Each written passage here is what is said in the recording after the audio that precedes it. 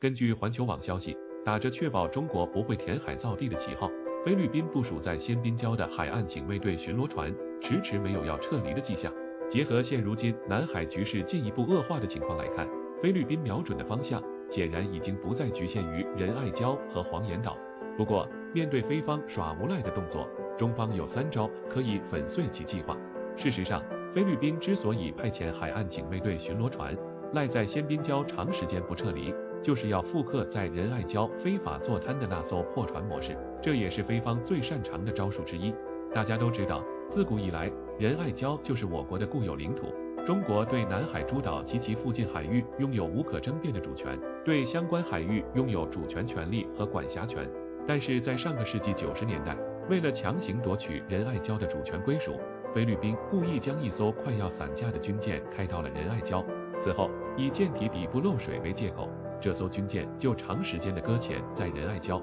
但本就是年过半百的舰体，再加上长时间的海水冲刷，这艘破船现在已经不堪入目。所以在马德雷山号快要解体之际，菲律宾又故技重施，将2艘海警巡逻船卡布拉号和特里萨马格巴努亚号部署在了仙宾礁，并长期维持停滞的状态。这显然就是一种新型的坐滩。更为关键的是，与马德雷山号相比，这2艘海警巡逻船则更要先进。不过，对于菲律宾的这点伎俩，中国早已心知肚明。而且在经历过仁爱礁事件后，处理菲方这种耍无赖的动作，中方已然是得心应手，且有3招可以精准粉碎其计划。首先，在外交层面上，中国正在和东盟加大沟通合作力度。据外交部毛宁发言人介绍，本周东盟轮值主席国老挝将在万象举行东亚合作系列高官会，届时中国外交部副部长孙卫东将率团出席。考虑到在会议期间，各方将围绕共同关心的国际地区问题交换意见，